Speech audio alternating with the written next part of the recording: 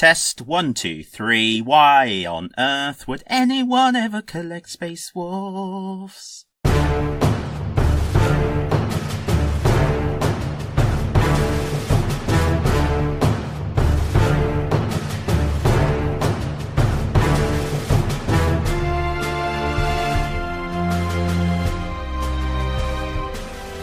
Welcome, mighty listeners, to the 9th episode of the 2P's. Another world awaits. Many space marines on their way to battle might contemplate their role, raise praise to the Emperor, or discuss strategy with their colleagues. Colleagues? Battle brothers, perhaps.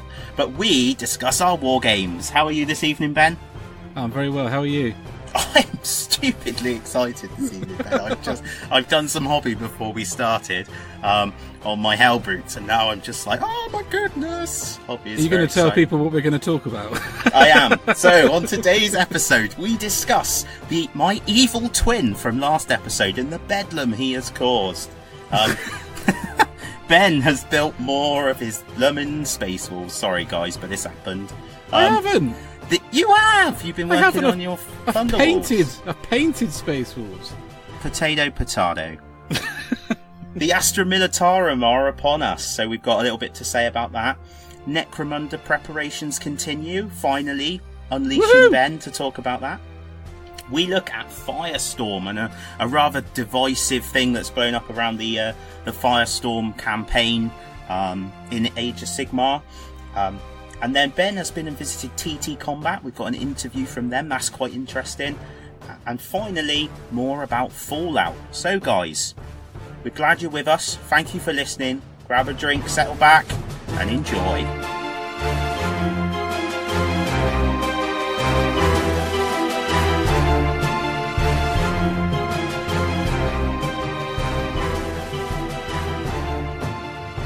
Welcome back, guys. And we're on the hobby desk to have a chat about what I've been getting up to for the last 2 weeks. No one cares what Dan's been getting up to. It doesn't matter because apparently his alter ego was here last week, so we don't really know what he's up to half the time.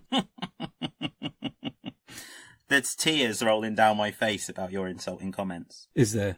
No. No. That would imply I give a damn what you think, sir. Oh! Burned. Right. Burned. So yeah, my you're alter painting ego. corn again. What? You're painting corn again. I want to make this very clear for the listeners. I have always collected. Last week, I sat down to record the podcast, and some lunatic came in, belted me over the head, dragged me outside, took over, and said something about collecting Eldar. Yeah. And what was that about?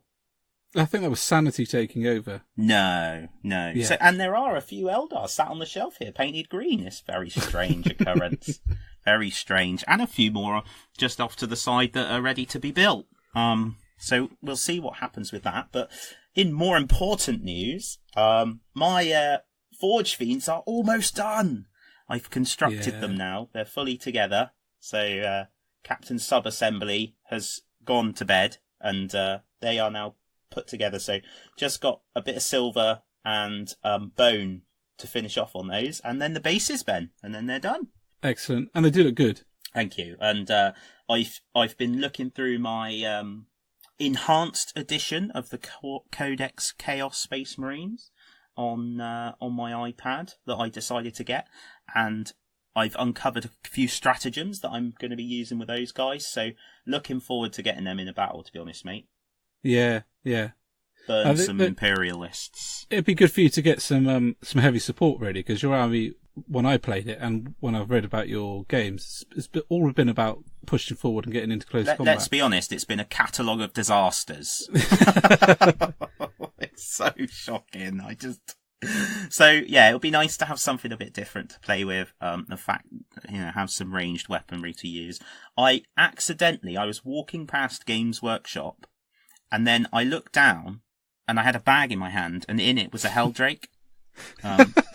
No recollection whatsoever as to how that's happened. No, it's the same person who collects Eldar. It must be. You need to see a doctor about that. Yeah, definitely. But the trouble is, dude, you're a doctor, so I'd just see you and you'd be like, buy more hobby. So I've got a Helldrake, which, if I can put up with painting any more brass trim, I intend to add into the army as well. But that'll give you some really good mobility around the battlefield. Yeah, it'll mix it up a bit. And I was even considering the other day, I mean, I love my rhinos, but there's so many points now. Yes, so many, 80 plus points for a rhino. They are really, really fast, but yeah, they'll have to. You're forgetting how many games those rhinos have won you, though, dude. The only ones. That is true. Well, and also it's interesting though because I don't know, I might have mentioned it on the last episode, but one of the things that's come to light is looking at the Legion special rules in the Chaos Codex. So you've got the World Eaters Legion get +1 attack when they charge from the Butcher's Nails. And obviously I've got what appear to be World Eaters, but I'm here to say they might well be just Renegades, because Renegades get to advance and charge, which is, in my opinion, a stronger ability, because the trouble with +1 attack when you charge is it's no good if you're lying dead with a bolt shell in you. Whereas being able to advance and charge, so like the rhinos, move 12, add a d6 to that, and then charge. That's pretty awesome to get them as far across the table as possible. So the only issue is that would mean they'd be renegades as opposed to legionaries. So what I have to think of is a loyalist chapter that like combat and are quite bestial to base my renegades off. No. No. I really don't know where I'm going with this, Ben, but I wondered if you had any thoughts. I do. Yeah. And none of them are polite. It involves a petrol can and a lighter. Does it really? So, and then of course when Wolf and Russ returns, he can lead my force. Oh, dude, are you going to carry on like this all night? Because I'll just go home. You are home, you fool. Well, yeah. So I'm loving. Do you know what? If you did it well, I'd probably be okay with it. I'd curse you as a heretic every time I saw it, but. Oh, I couldn't do it, because what would happen is I'd buy a box of Space Wolves to use the bits and just end up building a Space Wolf army. Because they're cool. So yes, happy to announce that Khorne Red is firmly back on the painting table. And for those that have a small tear for the fate of my Eldar force, don't worry, I'm still doing it. I've got some custom transfers on the way from Fallout Hobbies. So that project's just going to move a little bit slower. And that was really cool, because you just sketched a random design on a piece of paper, and they turned it into something really cool. They did, didn't they? Yeah, I was really pleased. So they really do mean, if you sketch it on a napkin, we'll make it into a transfer. They do mean that. Yeah, it was good. I took the design from a transfer sheet. I basically overlaid a couple that I liked. Yeah. The infinity symbol of the Infinity Circuit and the Sword of Cain. Yeah. I like the idea of if the Infinity Circuit is like cut by the Sword of Cain, that's like the final death, the final ending. And you mentioned you thought it looked like Infinite War, so both quite cool. And as I say, I sent it off to them and they just sketched it out. So I got shipping confirmation today, so that's on the way, and that's coming with a bunch of the stencils that they do as well. For various things. There's just a few I've wanted for a while, so I picked that up. I'm really loving stencils on Eldar armies. There was a Harlequin army on Twitter in black and white checks. It's just so good. I think it was probably done with a stencil. If it wasn't done with a stencil, then the dude who did it is insane. But the vehicles just look stunning. They really did. They looked amazing. Yeah. So lots going on hobby-wise, really, I suppose. Yeah. What about you then? I know you've been painting, because I've been seeing pictures and updates and. Yeah. So I got my wolves finished. To play Andy from Sustained Fire. Really liked doing those. Thought they weren't going to take very long, and ended up going round in circles with them, trying to get them how I wanted them to look. And so they ended up taking me a lot longer than I thought is where I'm going. But I need to find a quicker way of doing it. And actually, while I was at Games Workshop Plymouth, Mike Fiennes, one of the staff members there, showed me his walls. A mixture of dry brushing and washes, and they looked absolutely fab. So half inclined to steal that technique and do them on a few, because I think a Space Wolf army without walls just looks a little bit empty. Yeah, totally agree, mate. And just, obviously, because I know you got a game in. Yes. And what's Andy's army? Iron Warriors. So Chaos. Well, yeah. Yeah. And how did that game go? I got trounced, fella. I got absolutely smashed. Yeah. That is a shame to hear. Yeah, I can tell you. I can tell you're cut up about it, but I'm gutted. In fact, it was a great game. It was a great game. Got handed by the Decimator engine right from turn one, and that was my heavy guns gone. And that ability to deal ranged mortal wounds is insane. It's difficult to know how to deal with it, to be honest. And because it's a demon engine, it regenerates one wound every turn. So you've really got to hit it hard and hit it fast. And I didn't have, once you'd taken out my long fangs, I didn't have anything that could do that. So I'm thinking of adding something heavier in, like a dreadnought or a predator or something like that, to counteract that, really. But yeah, that was a good game. His army is stunning as well, dude. His Helldrake conversions made out of forgefiends are really, really nice. Yes, yeah. I've seen them. They are brilliant. Yeah. Really good. And then secondly, after that, I've been working on my Thunderwolf cavalry, which has been really cool. Wait. Thunderwolves! Oh, my days. Well, you said you wouldn't do it, so... No, I said I wouldn't do it, and you've gone and done it. I'm just putting it out there. If you were doing Celestial Lions, that would be even better. Oh, Mike Fiennes is doing Celestial Lions. Thundercats. Fantastic. Yeah, they look really good as well. He's used the Liberator Gold spray. Oh, that really that nice. is... You mean Retributor Gold, don't you? That's it. Retributor Gold spray. I know it's £17 instead of 12, but that's because what they do is they put real gold in big lumps. It's actually, if you opened it, it's just a gold bar, right? And it breaks it down. But it sprays so well. It's really cool. It does. Every time I've seen a model sprayed in it, it's always come out smooth. Yeah. The only metallic spray I've ever got was a kind of steel coloured one from Army Painter, and it didn't. I wasn't massively impressed with it. It was very waxy. Not Army pigment. Painter's interesting because it is got.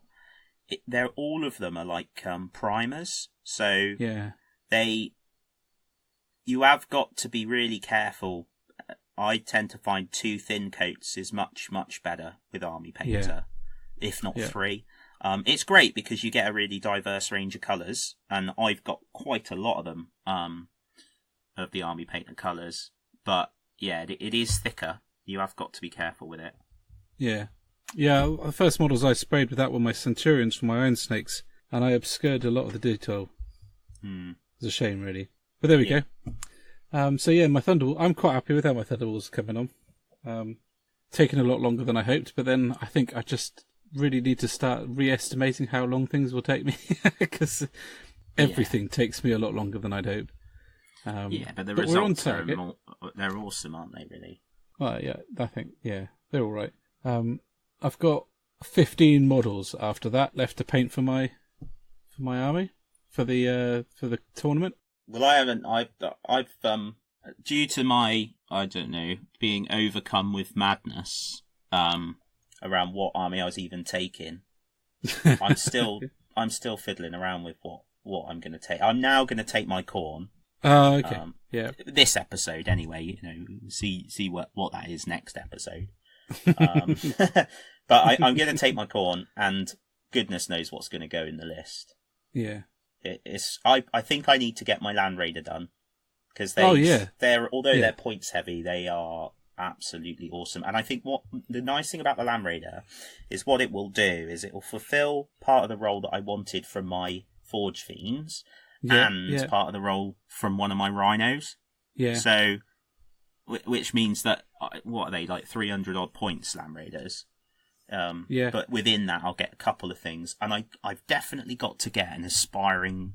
I don't know if it's called an aspiring champion, actually. But basically, there's another champion that lets you buff your guys in combat. So I think... A bit like the lieutenants. Yeah, a bit like the lieutenants. But for Khorne. Well, no, not for Khorne, for Chaos, sorry. I'm just looking now to see if I can find him. Quick, Ben. Filler. Oh, Exalted Champion. That's what he's called. And the rule is... I think it's this Aspire to Glory. You can re-roll failed wound rolls in the fight phase for friendly Legion units that are within 6 inches of an Exalted Champion, where Legion is obviously replaced with either Renegades or any of the other ones. So re-roll to wounds? Re-roll to wounds. On a roll of 1? No, just re-roll. Really? That's really powerful. Yeah. That's because they're awesome. I'm trying not to be salty about Chaos. And if he's targeting a character, he can re-roll failed rolls to hit. So that's hits and wounds. Oh, my days. Ooh. I'm right. Enough of that. Let's move on. Let's move on. So one of the cool things that's happened this week is I got invited to put my army onto Fedrespawn. Yes, very cool. Which I was really chuffed about. So they've also said if I finish stuff, I can just send it off to them and they'll add it onto it. So yeah, there we go. That's quite cool. Happy with that. Yeah, I think that was awesome. You put a link to the blog, didn't you? I did. Yeah, it's a cool blog actually. It's growing. There used to be another one called Space Wolf something. That seemed to just disappear. That was packed full of stuff. But Fenrisborn seems to have taken over and is attempting to drag together articles from across the internet that have been lost to the time. I think it's a real shame when websites full of really awesome content just expire. I only need to get used to saving websites so that just in case that happens, because there's some awesome stuff out there. People putting their thoughts into paper or digitally. It's a shame when it gets lost. Yes, like that. Like that Tau army. Yeah. That I put. Yeah. Really, really chuffed that I saved those pictures, because when I went to look for them again, they were gone. So great. So cool. Let's move on to the Galaxy of War. Absolutely. Right, guys. Make sure you're refreshed. We'll catch you soon.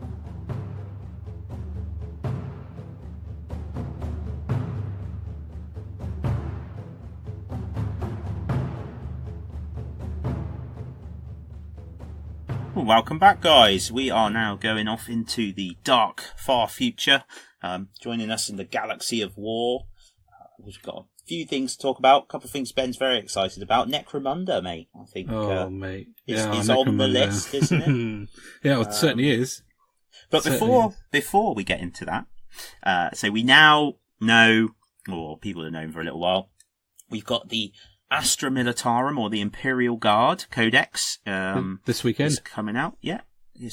What is it? Pre-order this weekend, or is it out this weekend? I think it's out this weekend. Yeah. It is out this weekend, isn't it? Because it's on pre-order already. So, and Warhammer community have been doing a series of articles all about the different regiments that Ben and I have got rather excited about and been ringing each other up about. Yeah, they're so characterful now, aren't they? The rules have really given each regiment something different, something special. Yeah, it's nice to see that. It's always nice to see that. And some of the things that they've done, I'm going to be interested to see how they balance it out, because the Lehman Russ, mate, it's just ridiculous now. It's absolutely ridiculous. Fire twice. I am glad, though, because I do think it represents the Lehman Russ really well. Yeah, it does, but you wouldn't want to be on the receiving end of that, would you? Like, I love the idea of that steady advance across the table. Yes. Yeah. Blasting stuff. Let's just hope that it's in the Space Wolf Codex too. It ought to be. It used to be. It used to be. Yeah. Yeah, that would be pretty cool, wouldn't it? Painted up in Space Wolf colours. Punisher Yeah, cannon. I'll give you that. It would be cool. It Yeah. would be cool. Might do that anyway, just for the fun. Well, why not? You can. It's got the Imperium keyword. Yeah, true. True. Yeah, which is pretty cool. So that is good. I love some of those little conversions. The Savlar Chem Dogs, is it? yes. They look great, and using a lot of the Gene Stealer bits. They're probably one of the more accessible ones. Well, the Gene Stealer Cult box set and the Mechanicum box set, the Scutario box set, I've heard rumours that they were designed specifically to be interchangeable. Oh, right. Yeah. So that you could, for this release, essentially. Oh, really? Yeah, I had heard that. Yeah. Oh. And not from a kind of random source either, so I think if they've done that, that's very, very cool. Yeah, that is cool. What I'd like to see now is those same components done on, like, smaller upgrade sprues, so you didn't have to buy all of that Gene Stealer heresy to upgrade your Imperial Guard. Well, there is a Gene Stealer upgrade sprue, isn't there? Yes. Gene Cult one. I don't know how many of the bits come on there. The thing is, it depends, I suppose, how often you play in a Games Workshop. So Yeah. I don't really, and I don't know what the setup is around the world, to be honest. To my mind, Games Workshop are small places where general pickup games you don't do a great deal of. But then I suppose some people, their hobby revolves around a vet's evening or it's not they call it that now, gaming night. And therefore using third party parts wouldn't be an option. Which is a shame, because there are some fantastic heads and guns and... Anvil Industries. Anvil Industries regiment sets are phenomenal. Yeah. They are phenomenal. There's just about everything that you could possibly wish for to make whatever Imperial Guard regiment you could possibly think of. Yeah. Essentially. It's such a shame that Games Workshop haven't done something like that themselves.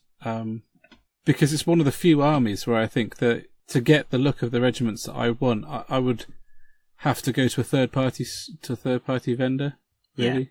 Yeah. For it to be priced reasonably. Because if you think about the Gene Stealers and the Mechanicum box sets and them being interchangeable, that's great. That's a really great idea. But if you're an Imperial Guard player, there's going to be a lot of crap in those boxes you have no interest in whatsoever. Yeah, and most of the bit sites, all of the stuff's going to go because you won't be the only one. No. And what do you do? Sell Gene Stealer arms on eBay? There's not going to be many takers for that, to be honest. There's not. So it's a bit of a shame in some ways. And this, I would like to see. Do you think we'll see more regiments? I think this year they've made a real push to move towards that 3 design team thing. So whether or not it's been a model or it's been a product of some description that has come out for both 40k and Age of Sigmar pretty much all year, and I think Age of Sigmar has been sort of trucking along pretty well in the background, considering the 40k 8th edition release was so big. So it's a really good indicator, and if the rumours are true that Games Workshop are going to buy more plastic casting machines, then they'll be able to increase their output model-wise as well. And I really hope so, because they've got a lot of catching up to do, really. And there's a lot of people who they're not fulfilling the needs for model-wise that I think are just crying out for new models. And I think what they're doing, if the rumours are true, if the AGM report that we read was true, and they are increasing production, I think that will answer that very, very nicely. So I really do hope to see Imperial Guard infantry sooner or later, preferably sooner. And do you know what I really hope they do? I really hope they do a nice plastic Sisters of Battle box set, just so I don't have to see another Sisters of Battle post.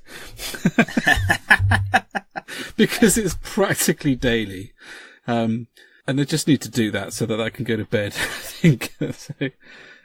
So I wonder, like, I am sure that we will see some form of Sisters of Battle thing. Yes. I'm just really intrigued by what form it might take, because one of the things that was in that same report you mentioned was about wanting to attract a broader audience. or Yes. more females, really. Yeah, essentially, So, to those of our listeners who are female, hello! Thank you for listening. That's really important, because everybody is welcome in the hobby, which is really good. And I hope Games Workshop do some of that, but I think it's how do they do sisters? Because one of the ways to do that is to make more female miniatures. Yeah. But how do they do sisters in a way that's 40k, but not, I don't know, over the top, or... I suppose what I'm thinking about in my head is the Redemptionist models. Yes. And how they're really sexualized, aren't they?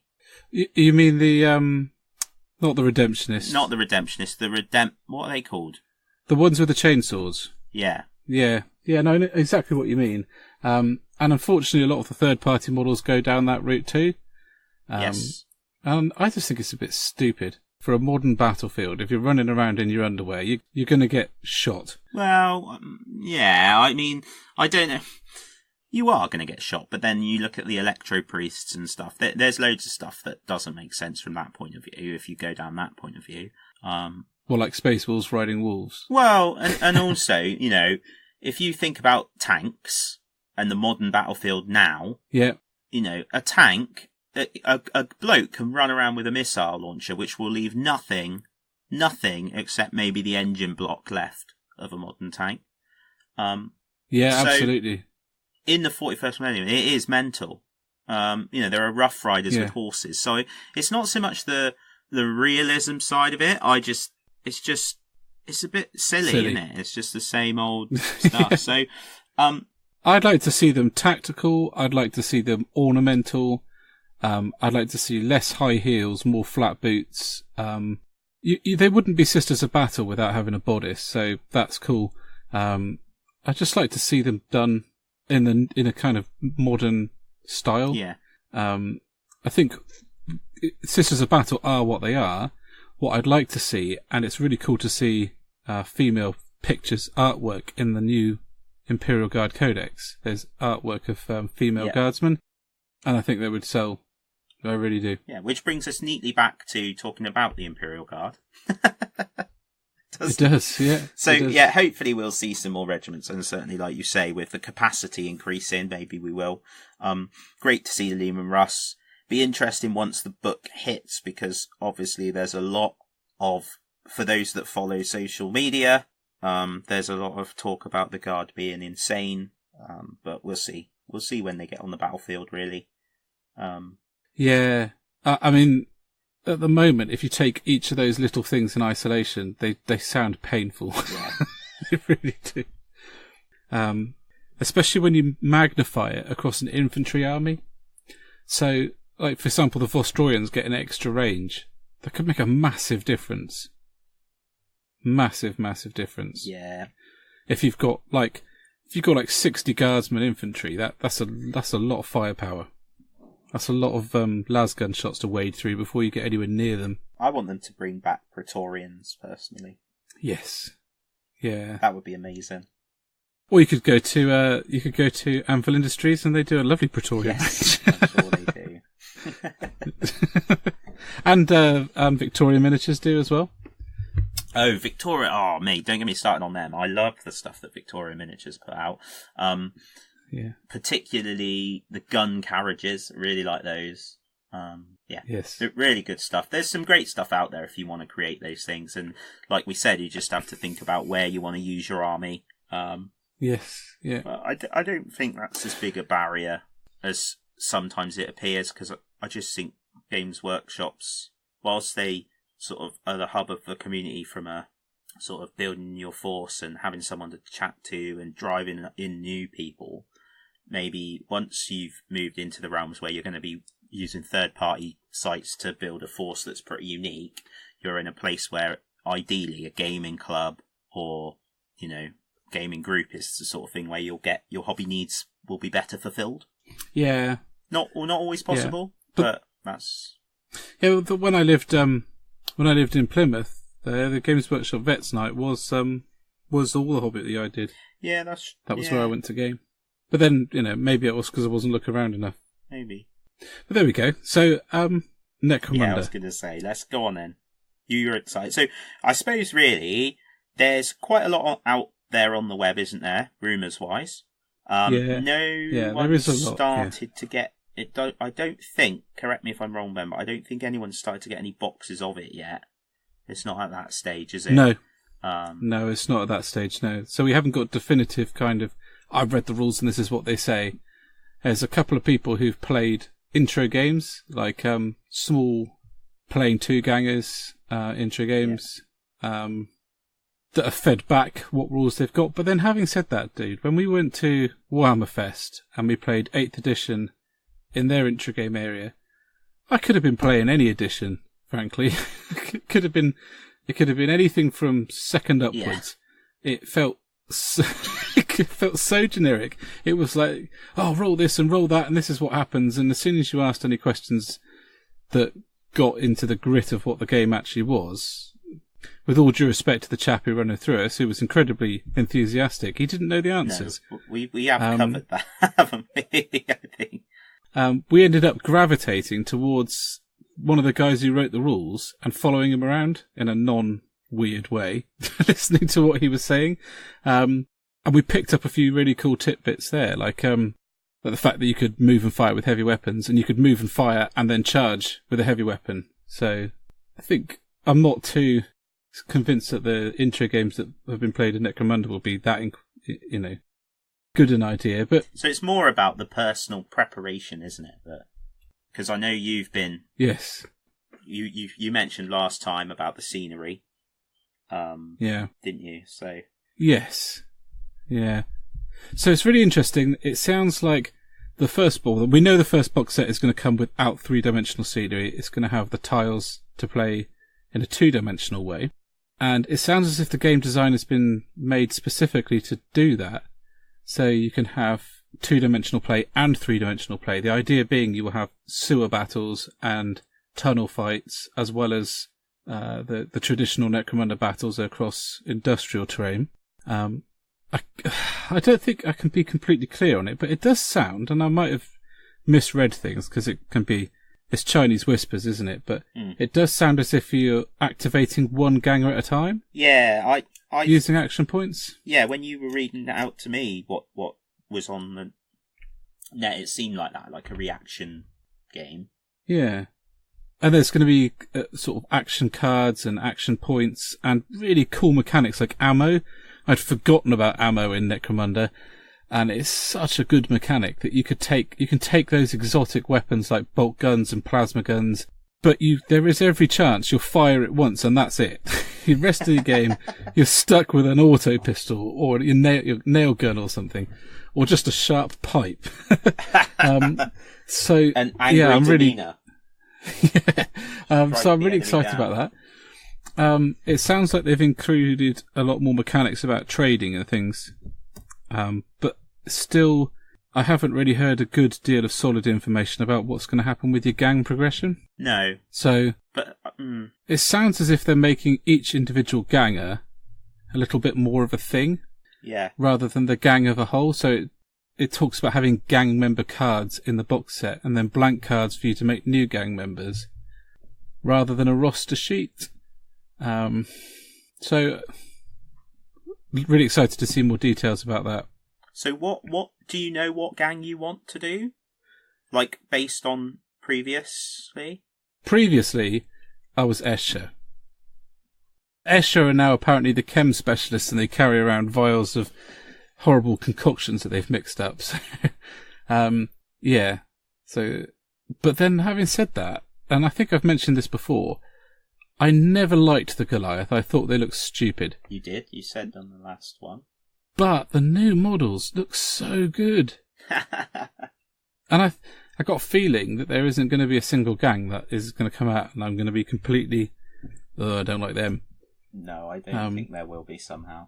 What's really exciting is they're talking about that there's the potential, it sounds like there's the potential of exploring not only the hive itself, but moving into rules that you can use in the wasteland. Maybe opening up a bit of Gork and Walker kind of stuff. And then there's this other hive Secundus, or I think it's Hive Secundus, where they tried to nuke it to try and collapse it to kill the Gene Stealer cult. Yeah. that's going to be a really cool place to explore. Really excited about it. Yeah. And it sounds like they're fully embracing the Armageddon scenery, which which will be that'll be lovely for you to build. Yeah, good for Hendy Badger. He's bought so much of it; they practically have just released it to him and made their money back, I think. So yeah, that's really exciting. That scenery is nice. We were talking about just before we came on air about how we're going to move on to talk about TT combat scenery later on, but it's just almost too much detail in some ways, which sounds really bad, because if it was too simple, I'd be sat here going, oh, I wish they didn't make it so simple. I wish there was more detail. But it is really hard to clean it all up and get it to a nice finish in a sensible amount of time. I think what's awesome is there's lots of choice out there now. Yes, there is. There's lots of choice. So if you want that level of detail, then Games Workshop scenery is definitely for you. Yeah. But if you're thinking, actually, either I don't want to spend that much on my scenery collection, or that either time or money, then there's definitely other options. It doesn't need to be a deal breaker. If you really want to get into a game, the fact that you've got to have so when Inquisitor came out way back when, that was a nightmare for scenery. Absolute nightmare, because it was a different scale and all sorts, wasn't it? But you had to start from scratch. You literally had to go away and start from scratch. Yes. It's a nightmare. Yeah. So, and scenery was very much a make or break on that, whether you had it. Yes. As to whether you could play it if you wanted to play that game. And it's the same with Necromunda. Or it was. Because it is very different, the scenery for Necromunda and 40k. And I think there's a lot of cross-compatibility from Necromunda to 40k. So you can take a piece of your Necromunda scenery and you can put it on a 40k board and it will look fantastic. But if you took all of your 40k scenery and tried, it has to be a very specific sort of 40k scenery to ram it into a 4x4 and make a decent Necromunda board. Yes. If you see what I mean. Yeah. So it's almost worth just collecting a Necromunda scenery set and then using it for 40k. I suppose is where I'm going with that. Yeah, it is. Definitely. But you can get carried away with scenery. I think you can. Oh, of course. I know I could, because I want a city fight board, and I want a Necromunda board, and I want a Wood Elf board, and I want a High Elf board, and I want a Goblin. So what I'd quite like is a warehouse to put all these boards in. Yes. I mean, how cool would that be? Yes, it would. Do you think Harriet would let me sell the house, get a little caravan, and put it next to a giant warehouse? When you ask her that, can I be there with a bag of popcorn? To be honest, I don't think it'd be a very long conversation. No. So I'm going to do Goliaths.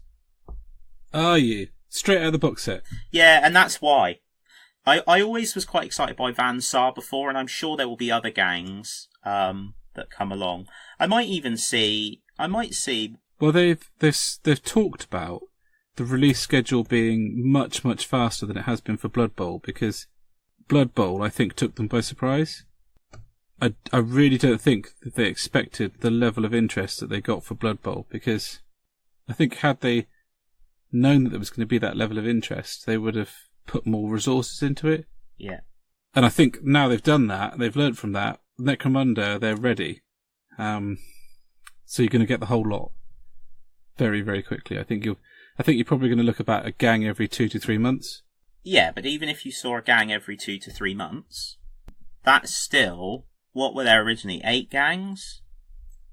Yeah, it must have been about that, plus a few extra. So you're still looking at a couple of years, aren't you? Yeah, so true enough. I want to do Goliath because I really hope this isn't another game, and this is one thing I'm going to try very hard with Shadespire. When it comes out, on the day of launch, the day before the launch, I'm going to tidy up my painting desk, tidy everything away, whatever I'm working on project-wise, put it to one side, and then it's going to be about Shadespire. And then same with Necromunda, because I bought Blood Bowl, and it's still in its sprues, and I bought it on the day it came out. I want to strike while the iron's hot and get excited. So I don't want to be like, oh, well, I'll wait until Vansar come out. Because by the time they come out, something else will have come along. I want to... And that's what I really like about the fact that you're already working on scenery for Necromunda. Because, if you wait until the game comes out, then it's going to be a long time before you're playing, isn't it? Really? Yeah, definitely. Yep. And I haven't made any of those preparations yet, so I need to drive to your house basically to play Necromunda. That is a tragic, crying shame. That is a shame, isn't it? That is such a shame. But yeah, so that's why Goliaths, and I think they'll be quite quick, and I think possibly somebody else will do Escher up here, but we'll see.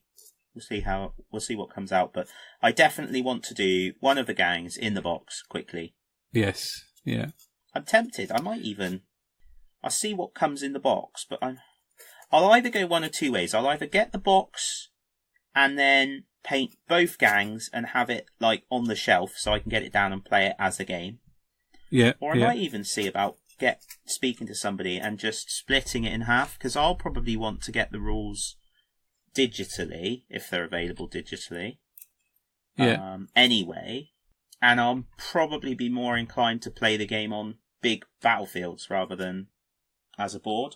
It depends. It depends on price point and all sorts of things, really. Yeah. I'm quite excited about having a setup where you've got the board as the sewers and then the three-dimensional thing going on top. Yeah, that is very cool. And have little kind of sewage entrances. Yeah. That'd be sweet. I like the idea of that. And then you can have... in Hive Secundus, you can have gene sealers popping out and all sorts, can't you? Yeah. Out of the sewers. Gives me a good excuse to get my Death Watch sorted as well. It does. Well, before we launch off into another thing now about Death Watch, I think it's probably time to go visit the Mortal Realms, mate. Yeah, absolutely. So guys, thank you very much for listening. We will soon be back in that crazy realm of mortals. Cheers, guys. Bye.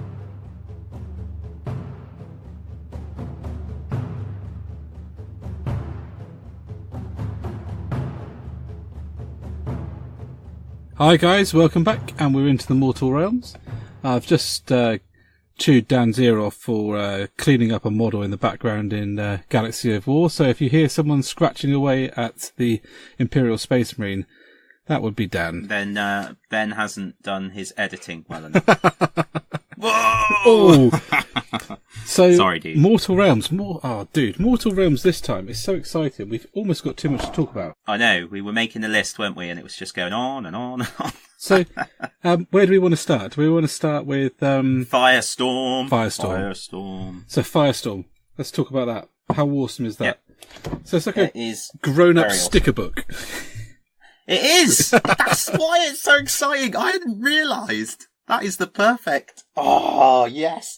Do you know what I haven't done yet, which I'm now going to do when we finish recording, is stuck all the stickers on and taken them off again in excitement. Do you know my daughter's got a Peppa Pig sticker book that reminds me of it? It's exactly the same stuff, isn't it? So you're going to campaign across the realm of Peppa Pig instead of the Flamescar Plateau. Yeah, absolutely. Oh, mate, it's so exciting. So what I really like is the fact you can do it for skirmish. So chap up here, Tom, we featured his tanks a couple of times. He is just getting going again into Age of Sigmar, doing some Stormcast, doing some nice work on those. But the nice thing is, he'll be up and gaming pretty soon because we'll do skirmish over the Flamescar Plateau. Yeah. Yeah, and we talked about it last time, about how if you were building up your army, you could run a skirmish campaign and then move it on to an army campaign. Be brilliant. Absolutely brilliant. Absolutely. And what's really, really nice is the artwork and the stuff around the realms is all the stuff that it's why I love the realms and the vision of the realms. The scale of some of it is insane.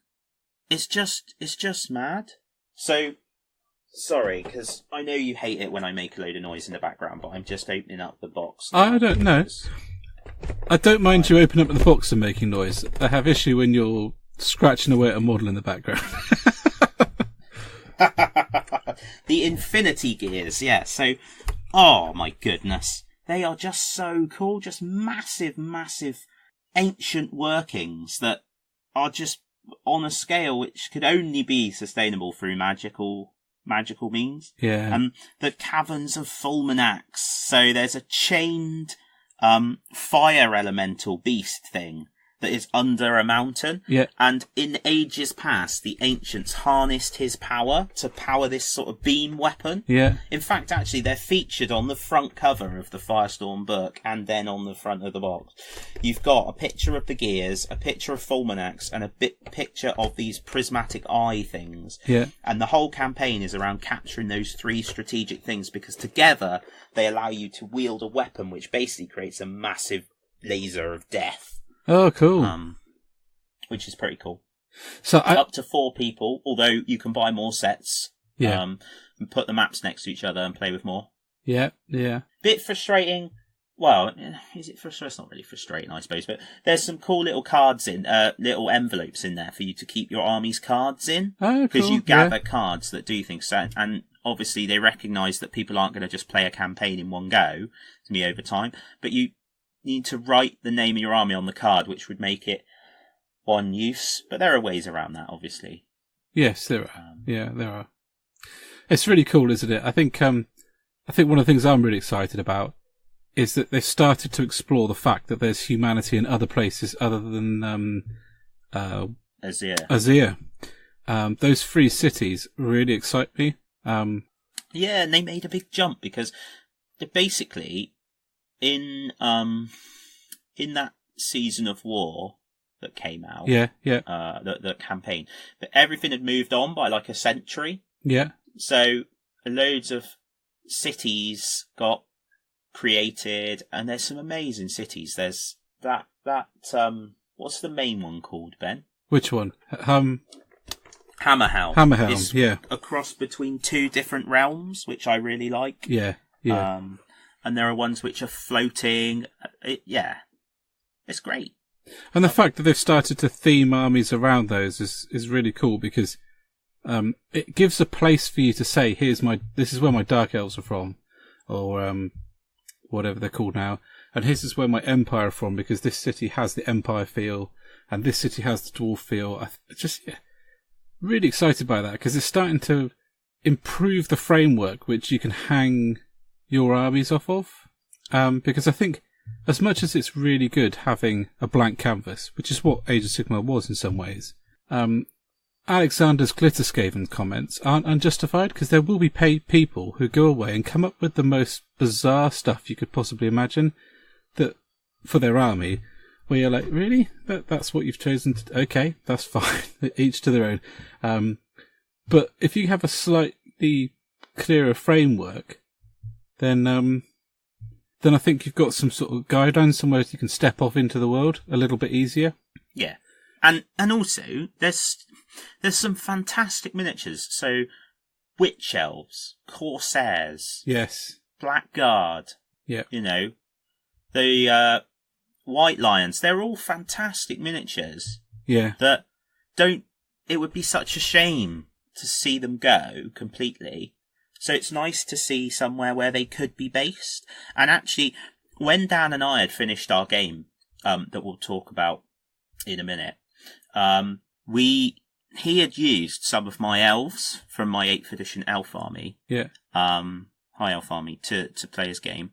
But when we got them out and we were looking at them, and then we got really excited about this idea of doing a force from the Tempest's Eye, and rebasing some of them, and how you could mix in the Sky Cutters and the Lovren Sea Guard that I call something else now, and do that for us. And then painting up some Stormcast Eternals to match that colour scheme. Yeah. Yeah. It was very exciting. But one of the cool things about the Dark Elf miniature range, and indeed the Wood Elf miniature range and the High Elf miniature range, is without the stigma attached to them of what they were, they can become something completely different. So the Dark Elf Covens, the Dark Coven Spearmen, if you don't paint them black and you paint them white, they don't look a great deal different from a High Elf. No, just a bit more spiky. Just a bit more spiky. If you got a white line of trace and stuck him in darker colours, that he starts to take on a more sinister aspect. And yeah. I think that that's really cool, that the fact that you've taken those kind of preconceptions, that precognitive bias out of it, and you're saying, these are just elf models, do with them what you will. Bit of a shame that they're still painted in the same way as they were done for their previous armies, but you could really sort of start to explore how, with a bit of a colour change and a bit of a mix-max between those sets, you can come up with something completely different, completely unique. Yeah, I agree. Sorry. I do agree with you, and I think it's nice when you see that. And that leads us on to talking a bit about the thing about army colour schemes. Oh, yeah.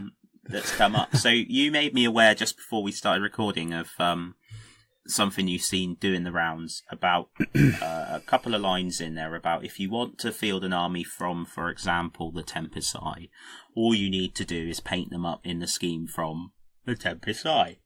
And then you mentioned that at some events, that's going to be enforced. So if you want to use those rules, you need to have an army that is themed in that way. Yep. So I've summed that up properly? Yeah, I think so. Yeah. Okay, so we can't be certain until those event packs are released, but that seems to be the rumour going around. Yeah. So I couldn't really find any definitive guide on what the colour schemes actually were for any of those places. So there are some examples of regiments that are from those cities. Yeah. But a regiment can have quite unique colourings. Yeah. So I think it's possibly being blown out of proportion, if I'm honest. And I also think that it is it is a nice way, I don't know, does it inspire people? See, what would be nice is to see, like, if you're going to do the Tempest Eye or Anvil Guard or wherever you're going to do Hammer Hell, that you do an army that looks like it's from there, and it's not just, I've got some duff dwarves off eBay and I've got this and I've got that and I put them together, but I'm going to use these really powerful rules. I just wonder whether that rule will inspire. I suppose it's about it rewarding people that have put the effort in. Yes, yeah, absolutely. But then I think the people that would put the effort in will do that anyway. Yeah. I'm not sure it will inspire those people that would literally just want the rules, so they'll just cobble together anything.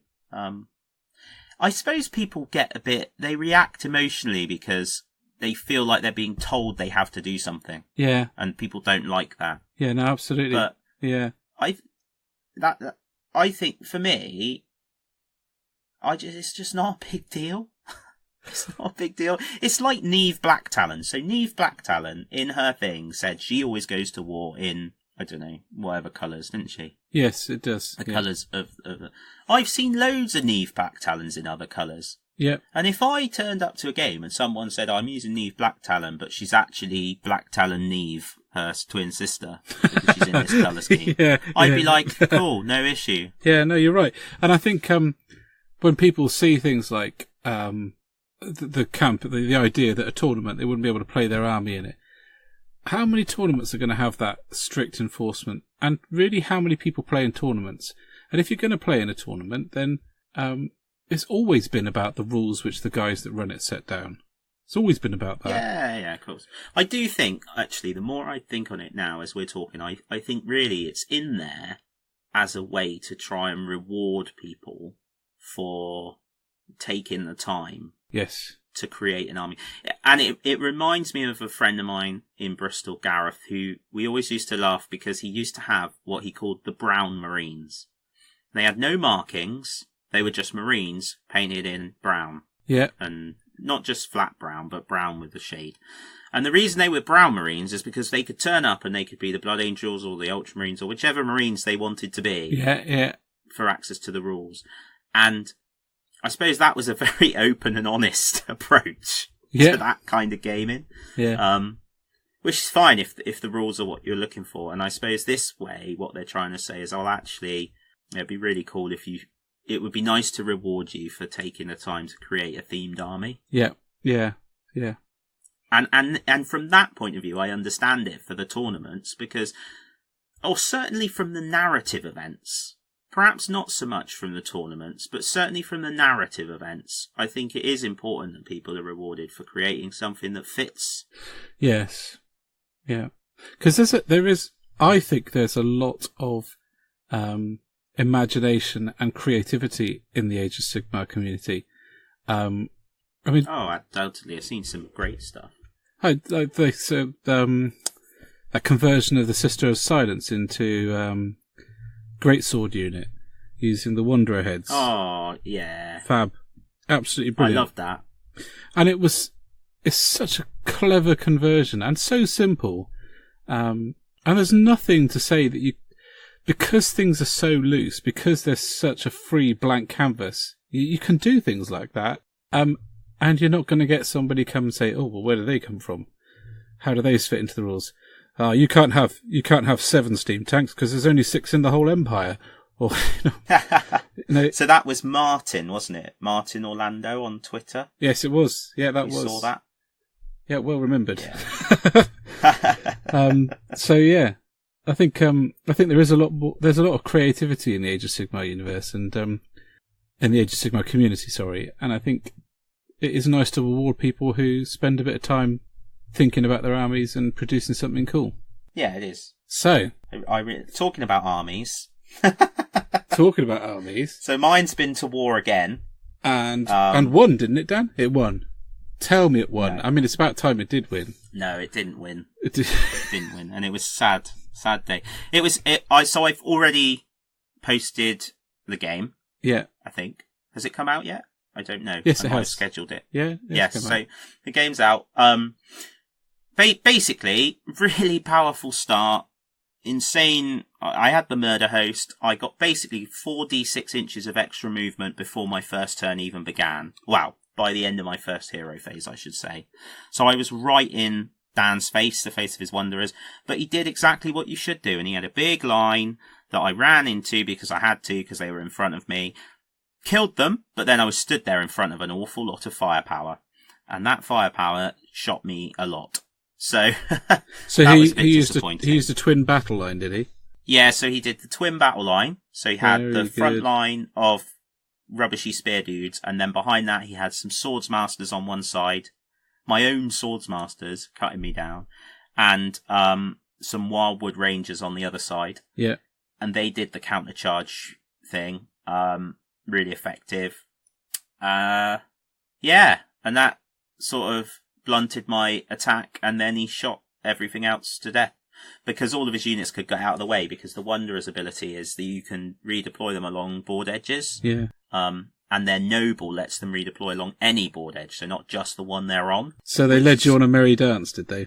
They led me on a merry dance, which saw us shaking hands at the beginning of turn 3. Oh dear. So, yeah. But I found that with Age of Sigmar, though, there's no faffing around. Certainly in the games I've played anyway, I haven't ended up having the longer 5-turn games. They usually by the end of turn 2 or 3 we know who's won. Which suits me really, because I like to play after Joshua's gone to bed, which is about 7:30, and I work in the post office, so I'm up early in the morning, so don't want to be playing for ages. No. But I've gone back, and a few people today have been making some really good suggestions on my new list. Looking at adding in big chunks of Blood Reavers, basically because it's just a lot of wounds on the table for not many points. Yeah. 240 points, I think, for 40 models. Got the Blood Secretor in there with the banner. Yep. And he's part of the Gore Pilgrims. So what will happen is, my hope is that the scenery will be such I can put him somewhere where he can't be seen. The 3 priests stand near him at the start of the game, and he gets a plus 6 inches to the range of his 2 abilities, the Loathsome Sorcery and they get +1 attack and immune to battle shock. Yep. For every priest, up to 3 of them within 8 inches of him when he opens the portal. Yeah. So straight away, the portal with the 3 priests is going to be a 36-inch bubble around him. Very which nice. will cover a significant amount of the board. Yeah, it will.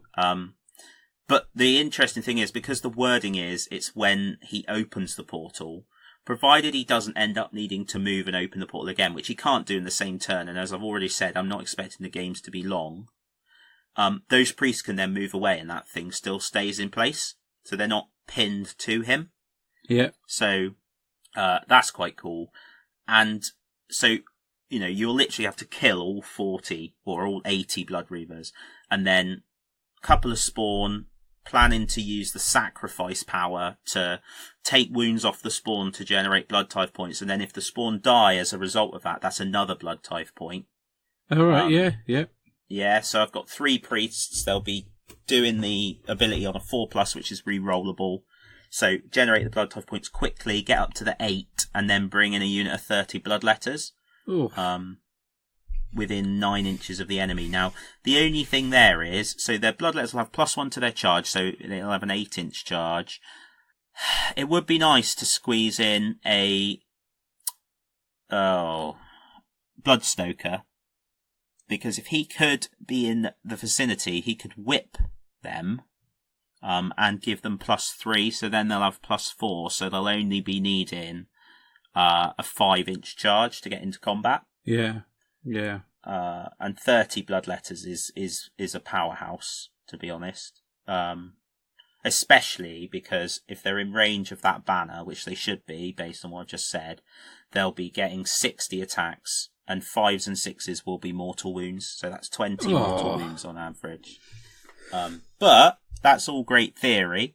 Some really good suggestions around blood warriors, which I'd not thought about. So use it instead of taking the power which generates blood type points, taking bronzed flesh, which is +1 to your save. Yeah. And it can stack. So I've got 3 priests. Obviously, in match play, 1's fail. So 2 of them on blood warriors mean you've got a unit with a 2-up save and 2 wounds apiece. And I've got a unit of 20 of them. That is filth. 2 plus save because in Age of Sigmar is filth.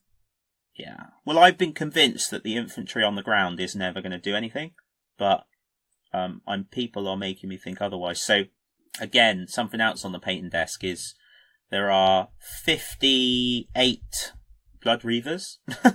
How did you fit those on your painting desk? Yeah, indeed. 4 more Blood Warriors. A Mighty Lord of Khorne, who I want to put in because he is a stunning model.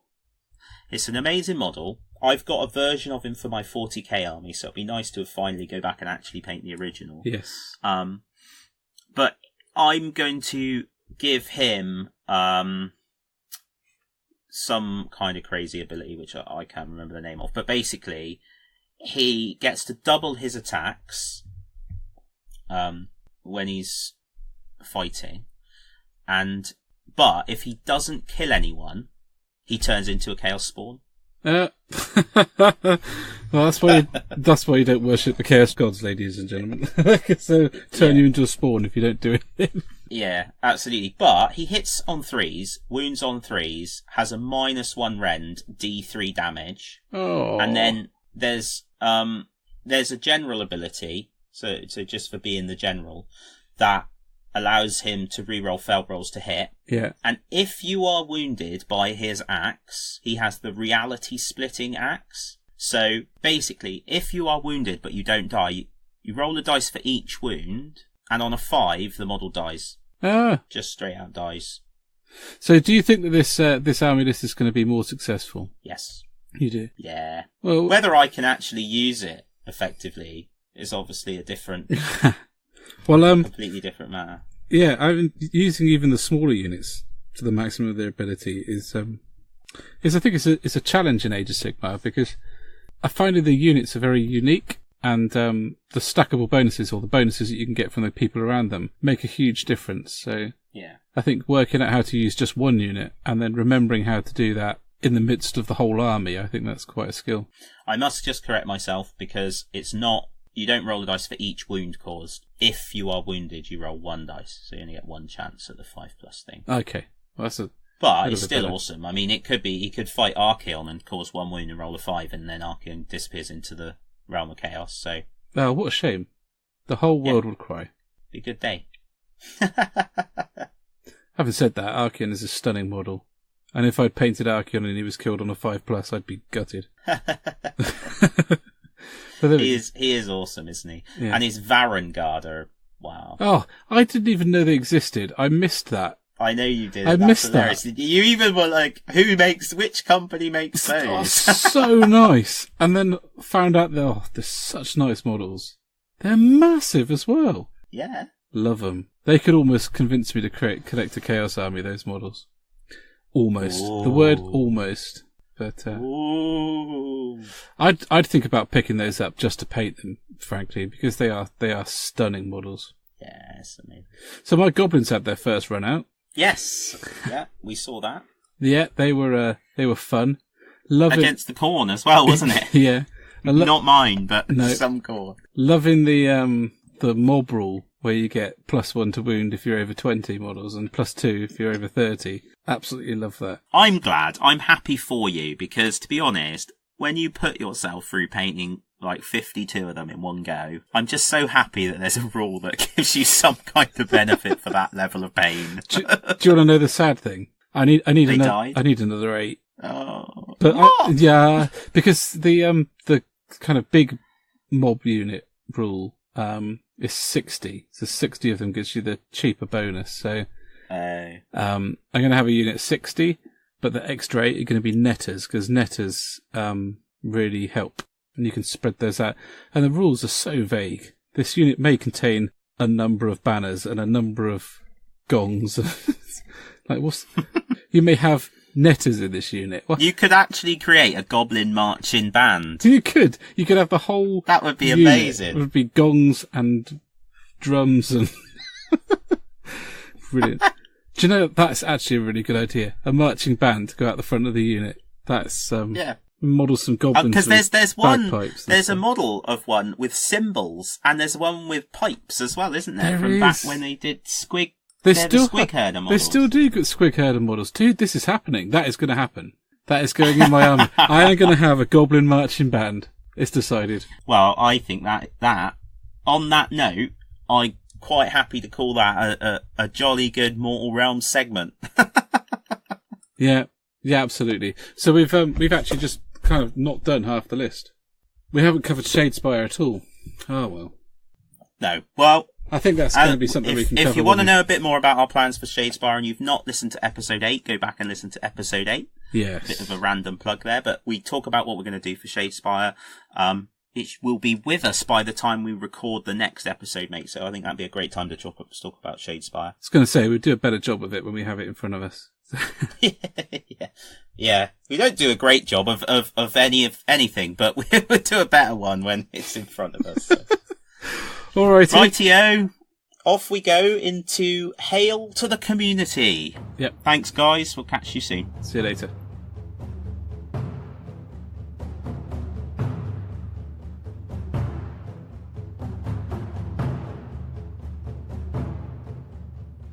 Welcome back, guys. Now it's time to hail to the community. So this is where we go and look around at something in the community that we're excited about. And recently we've been trying to visit. So Ben has been to see TT Combat. Pop down there. Really, really kind of the guys. Ben managed to get an interview. Somebody actually spoke to Ben for 16 minutes. Oh, mate, I know. Gonna send him a medal, I think, really, mate. Send him a medal. So anyway, guys, enough of me whittering on. We'll go over to the interview now. So, introductions. So, I'm Ben, 2P's in the pod, and I'm sat here with Daniel. Yeah. And Daniel is from TT Combat. Indeed. So, I've just had a look around the place. It's absolutely awesome here. I could probably get myself lost just fiddling through all the bits. But I wondered if we could have a chat today about TT Combat, because it's a bit of a Cornish success story, really, isn't it? Yeah, it certainly is. We've come on quite a long way since our humble beginnings a few years ago. In Newquay? Yeah, so the company originally started off in the boss's garage about 10 years ago. Yeah. And developed from there.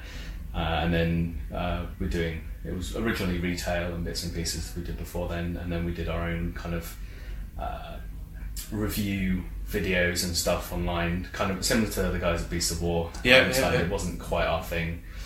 And then a few of us were like, oh, we do design work. And then the boss was like, oh, we'll see how it goes from there.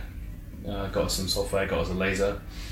And then, we started off doing the bits and pieces. I think that was about 4 years ago now. And then in that space, we've developed our range extensively. We've grown massively in the space of like a couple of years. To this definitely. Extent where we've got now like 9 machines and 6 full-time designers and then multiple freelancers and stuff. Yeah, and I mean MDF scenery is a big thing now, isn't it? And you guys seem to be, it feels like you're one of the first, or certainly the first wave of companies to really take it on.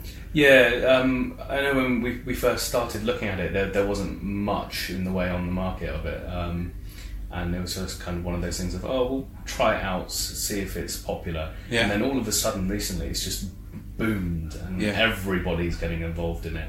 I think we were quite fortunate to have been involved so early on to actually get a kind of foothold in it and become a recognised name. Yeah, because now your name is recognised. You see sort of comments on Facebook, and TT Combat comes up straight away whenever you're talking about MDF scenery. It's absolutely wonderful to see all that kind of stuff. I bet it is. It makes us very happy, kind of seeing how much all of our stuff is in other people's homes and people playing with it. It's cool. Yeah, I mean, so why MDF? When you were sort of originally thinking about it, what was that kind of...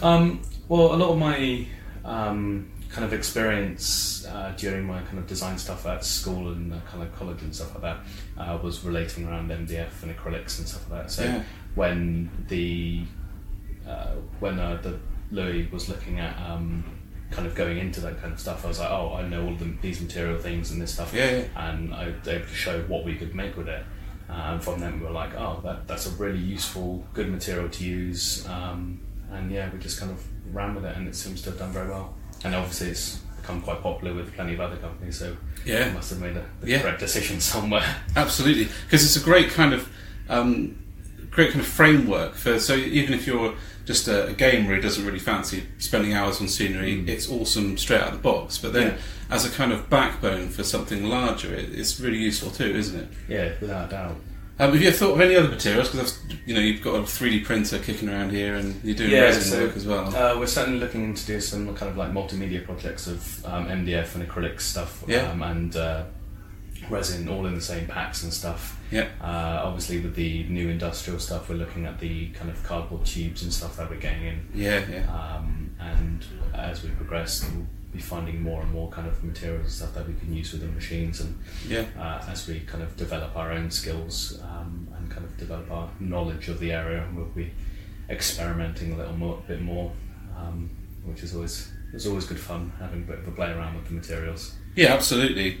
And research and development rooms are always like completely insane. People just go crazy with what they're doing. So where do you guys draw your inspiration? Because you've got a range of scenery. Obviously, some of them are quite obviously drawn from 40k with the Gothic stuff, and some from Batman. But there's some stuff that seems a little outfield. Where do you? A lot of it we kind of try and run it alongside existing game systems. Now that we've got our own game systems, we're able to kind of produce other bits and pieces for that.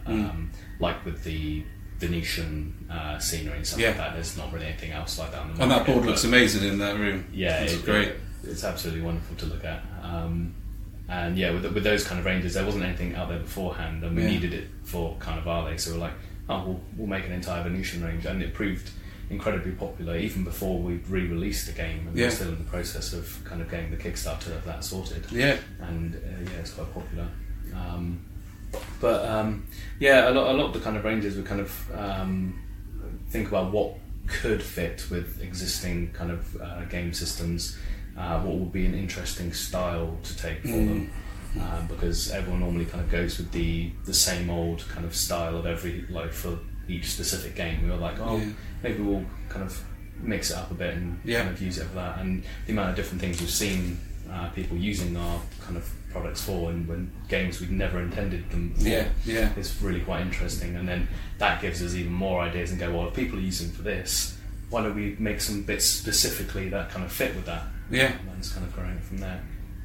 We draw on a lot of our kind of nerdier kind of inspirations and aspects, and go, oh, well, I remember watching like this program or that. Yeah. And it's like, we need to make this thing. Yes, yeah, and that's often where things come from, isn't it? Those childhood, or those great films that we enjoyed. Yeah.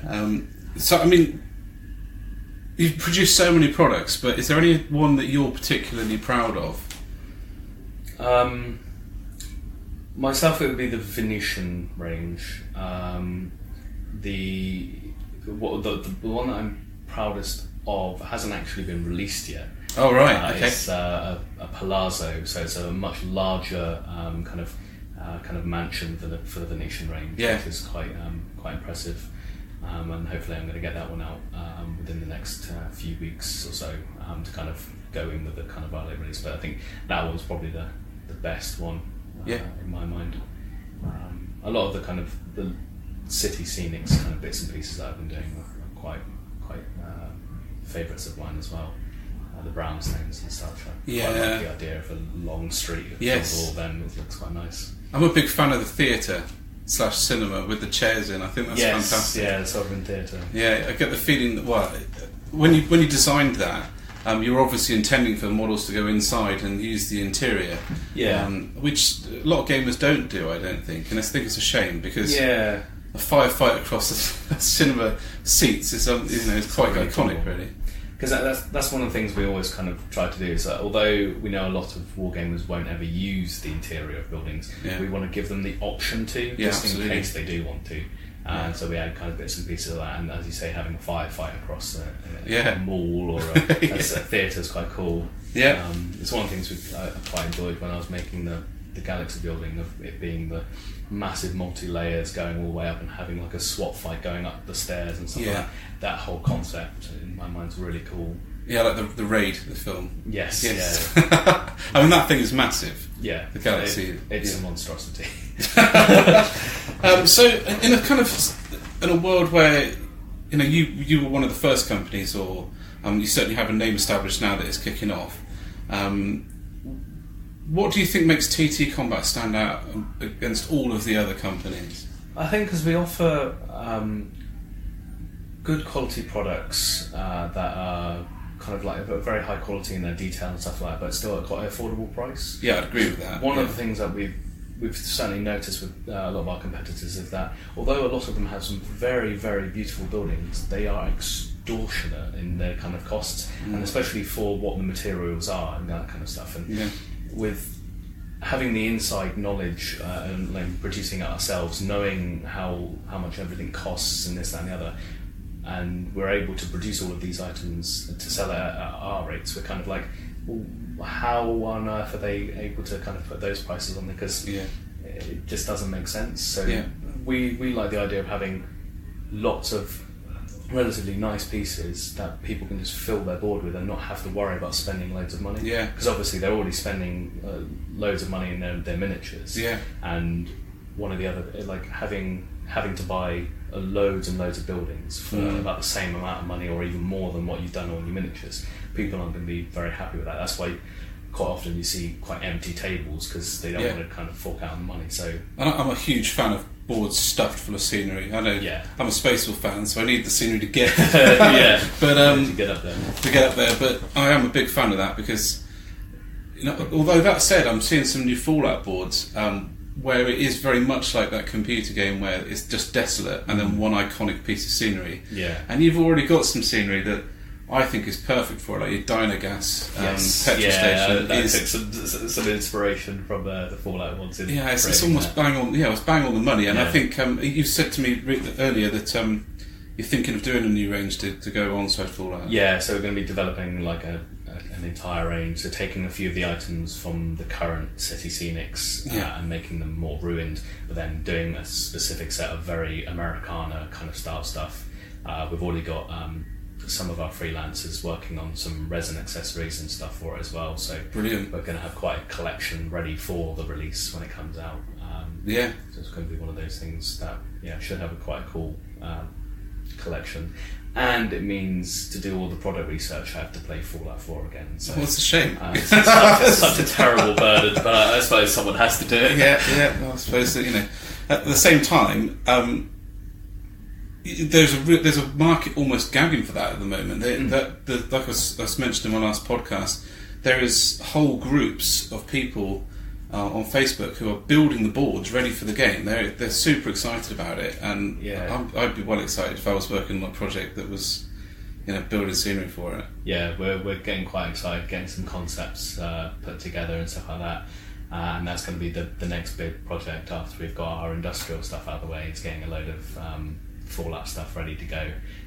Quite looking forward to having a big board all made up and painted, and hopefully have that for some of our events and stuff we're going to as well, to kind of promote it a bit more. So when is the next event you're going to? The next event is Crisis, which we're going to. That's a definite one. We're looking at lots of them for next year. We've not got any concrete yet, apart from the Salute and the UK Games Expo. We're definitely going to those next year, but there's a collection of other smaller ones which we're looking at. So hopefully we can get to quite a few of them and kind of show our faces around and kind of make it easier for people to get that kind of stuff from us. And kind of see what we're doing and working on. Absolutely. And I've just had a look at the new industrial range. There's a few people who are excited about it. Ian Henderson from a tabletop skirmisher. I remember it. And it's much better in person than it is in the photographs. I'm worried that my photographs aren't going to do it justice, but it's far more detailed than the original set. And obviously, I can't imagine why you'd be releasing an industrial scenery around this time. A complete coincidence. Absolutely, without a doubt. And was that a game? We don't even need to mention the name really. But was that a game that you were big into when you were? Myself, not so much. I kind of got into the hobby when all of that had kind of moved on. It wasn't until like 2012 or something, because despite my position, I'm actually still relatively young to be in it. But some of the other guys, especially that work here, they absolutely adore the game, and it's kind of like they've all said it's their favourite game, and just the fact that we're making scenery stuff for it. It's a labour of love. They're getting so excited about it. Because everyone here has a kind of interest in wargaming or kind of that geeky aspect anyway. So to be able to kind of produce those things for the games that they play, it's just a kind of dream come true for many of them. Yeah, and in fairness, walking around here, if you weren't a wargame fan before you walked in the door, you'd struggle to leave the company even after a week of working here without having some interest. It's happened on a few occasions, because obviously we've been kind of branching out and recruiting a lot more recently. We've had plenty of people coming in that have had no kind of interest in the kind of hobby at all. And they've slowly been coming over to the dark side and realising that, this is really cool. And they start picking up things and go, this model's really cool. It's like, you were never into that a couple of weeks ago. But it's cool, isn't it? It's like, excellent. And I'm talking about like games. You've just acquired Relic, haven't you? Yes, we kind of got all the kind of bits and pieces sorted for that with Gavin the other day, and that's been kind of successfully transferred over to us now. So we've got all of the moulds and stuff, so we can start producing those bits, and then we're going to be looking into the kind of development and future of that relatively soon as well. So it's quite exciting. It's a very interesting game. Quite keen to start producing a few bits for it, and even made one of the bits for the scenery range for that as well. It was kind of a Britannian house to kind of give everyone that's supported the game so far a little kind of inclination of what we're planning to do with it. Because it's another one of those games that doesn't really have a lot of scenery stuff for it already, so we want to kind of use our ability to kind of flesh that out a bit more and kind of give people a little more depth to their worlds. And the Britannians are kind of puppet masters with a British feel, aren't they? The British puppets. So there could be potentially quite a lot of crossover between that and something like Blood and Plunder as a scenery range. Yeah, definitely. And what I'm going to be striving to do is to make items that fit the Relic's world, but also ones that can quite easily go alongside other ones. And especially with the Britannian stuff, they've got a lot of Georgian aspects to them as well, so that could be quite useful for the games like some Malifaux and stuff like that. So there's lots of opportunities and crossovers that could be useful. And Rumblesam was something that I only came across by accident, and it was the miniatures that caught me. There's something about an orc in a Mexican wrestling outfit that just is hilarious. It's just, well, there was not a lot of seriousness that went into kind of I can imagine the development of that. It is a proper just have a laugh kind of game, and as silly as we can make it, it's just amazing. And having all those kind of creatures and stuff in their leotards and kind of wrestling uniforms, it's rather amusing, and we're completely blown away by kind of like how popular it is and the kind of people that are getting involved with it and the events and stuff they're holding. We've had a few of them sent in where they've had their kind of like Rumble Slam championships and they're all dressed up in their own wrestling gear and stuff like that. It's absolutely brilliant. Amazing. Is that like a prerequisite for being in the tournament? I think so. You have to wear a leotard and face paint. Well, brilliant. Thank you very much for talking to me. It's been an absolute great. Nice to speak to you, Dan. Thank you very much. Awesome. Thank you. So Ben, I know you really, really enjoyed that, didn't you? I did. Oh, it's such a cool place. Going into somewhere like TT Combat, where the moment you walk in the door, there's all the machinery going away, and there's just stacks of the cuts of MDF ready to be packaged and sent off, and then you go past that kind of industrial area and into the shelf after shelf after shelf of product in their warehouse. It's like this is. If I get locked in a building in the apocalypse, this one, this building right here, I had a great look around. They've got a nice little setup down there, and I was made very welcome, and I did really enjoy it. Got to see some of the stuff they were up to. Oh, that's great. And to be honest, like I had heard of TT Combat before, but not done a lot of looking around, and I've been on their website a few times since you went and spoke to them, and oh my goodness, what a range! Yeah, they really do. Incredible range. Like they've got so much stuff. Price points are fantastic. They've obviously now got Relic and they've got 3 games. Relics, I think it's called Carnival. Is it? Yep, Carnival and Rumble Slam. Yep. I think Rumble Slam is their own, isn't it? They made that themselves. They did. They made Rumble Slam themselves. Did that through Kickstarter, if I remember right. Yep. Yeah.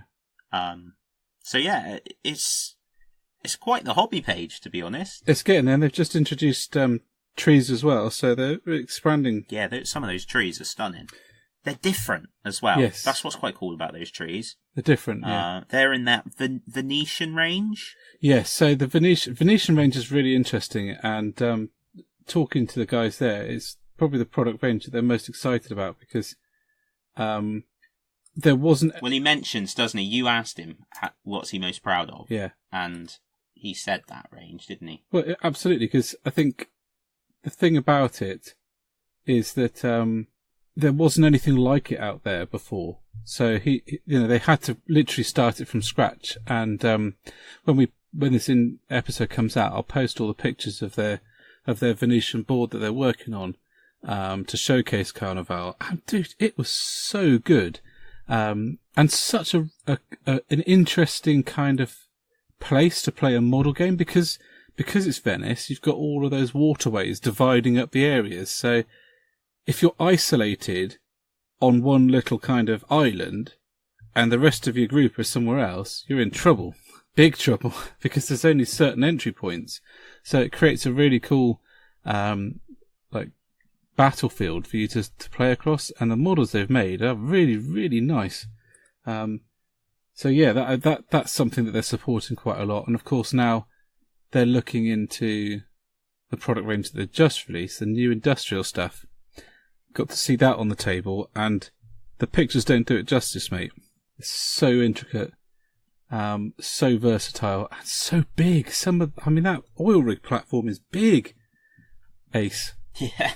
Ace, absolutely brilliant. It's massive, that, isn't it? I can't imagine what game that they were planning that for. No.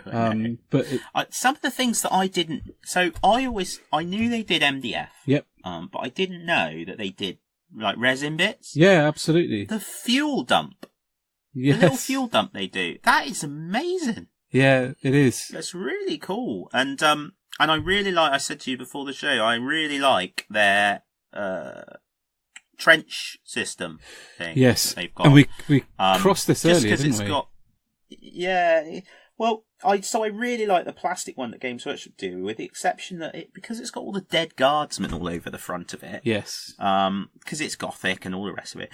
It's just more stuff to paint to get your scenery on the table, isn't it? Yeah. Yeah, absolutely. And I love, I was looking at it and I was like, well, to be honest, probably with a air gun and some sponge work, and that would be done. Yes, yeah, absolutely. And one of the things I spoke to Daniel about in the interview is that MDF is a really good foundation point for you to just work on. So you can just have it, you can build it, spray it, whatever colour you want, and it's done, essentially. Or you can use it as the kind of skeleton to make something really exciting out of. And some of their kits, like those trench works, are just exactly like that. Really, really kind of versatile, I think. So it wouldn't take a... I think I got a bit excited earlier, didn't I? Because I realised they had a monorail. Yes, yeah, they do. And I've bought... I got for Christmas from Joe, the raised roadway with the slipway, because I wanted to recreate some of the Fallout stuff, which leads a nice lead on here, but recreate some of the Fallout scenes from the game where you had the raised road. You would have little skirmishes up there, and it's kind of a separate kind of multi-level to the gaming environment. And of course now Fallout's come out, it's perfect, and they're talking about increasing that kind of Americana range for Fallout 2. So really exciting stuff. One of the things I found really interesting looking into TT Combat before I went to speak to them, and then being there, is they've got really big vision. So there doesn't seem to be anything that they're not willing to have a shot at doing if it crosses their mind. And I'd like to draw people's attention to the Galaxy building. That thing is massive. And when Daniel was talking about it, he was talking about when he designed it, he liked the idea of SWAT teams moving up the stairwells. Yeah, that sounded amazing. It is literally that big, dude. It's so good. It is absolutely brilliant. And the price is They not... even do traffic cones. They do. And garbage bags. And just mattresses. And a Duff sofa. Brilliant. Yeah, really... I'm just looking, like, the Gothic ruins as well. Yeah. Oh, my days. Yeah, really, really exciting. So TT Combat, if for people who don't know, are a sort of part of the company of Troll Traders. And Troll Traders started in Newquay and ended up with a shop front just down the road from Games Workshop Truro. It's now a comic book stop, which I may be wrong, but I believe is associated with them in some way too. But it isn't the Troll Trader shop anymore. And then they've moved on to doing the scenery and various other things as well. So I'm expecting big things from them in the future, really, if they keep going the way they are. Oh, mate, it's amazing. Certainly really cool to have them just down the road from us, mate. Yeah, absolutely. So I'd like to take a moment to talk about Rumble Slam, because it's something that I just can't get over orcs and dwarves in spandex. It's such a stupid idea, but it is so good. And the models are fab. Seeing them on the shelf, the resin models, they are really, really cool. And there's a whole range of weirdness in that Rumble Slam category. It's well worth a look if you've not done it already. I am just looking through. And it's... And going back to what we were talking about last week, last episode, about just pick off the shelf games. So something to have in the boot of your car if you've got, haven't managed to organise a full game of a larger system. Rumble Slam is another one. I think those games are a really good idea. And this one's got a lot of character to it, a lot of fun. Yeah, it looks great, and to be honest, it's so nice of them just to, for you to be able to go in, do a little interview, have a chat, made to feel welcome. That's just ace, isn't it? Yeah, it's really good. So, otherwise for community, We got anything else that's come across our radar? Oh, there's always loads of stuff community-wise, isn't there? We've seen some fantastic models on Twitter and Instagram. We're trying to be a bit more active on there, so that's been great to see, and some really good models of the day keep popping up. Yeah, it's certainly not hard to find a model of the day. No, it certainly isn't. There's some wonderful stuff out there. So I think one group that I'd like to give a shout out, because I think I've been really inspired by how active they are and how positive they are, is the Old Hammer community. It's a Facebook page called the Old Hammer Community. Yeah. They share and talk about anything that any of their members classifies as Old Hammer. So if you're a new player, an Old Hammer to you is sort of 6th edition, that's fine. If you're slightly longer in the tooth and Rogue Trader is your Old Hammer, that's great. Yeah. They're all in there. Great community, really friendly people in there. So just want to sort of give a shout out to them and head on over if you fancy seeing some more retro stuff, because you do love your retro stuff. I do love my retro stuff, yeah. It's where it comes from, though. It's literally the heart of the hobby. Those old models. And when you think about it, if you take an example, you've been scratching away at your Imperial Space Marine in the background, and that model, that first model, created everything to do with Space Marines. They all came from that.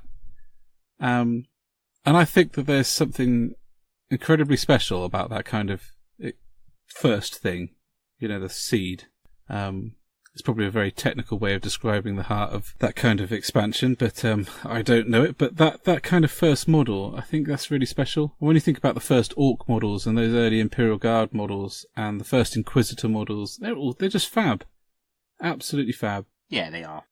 Yeah, so Old Hammer community. Strongly recommend that one. Excellent. Wow. It's getting on, man. So shall we go into the wilds? Yeah, are you ready this time? I was born ready. Right, guys. We'll catch you in the wilds.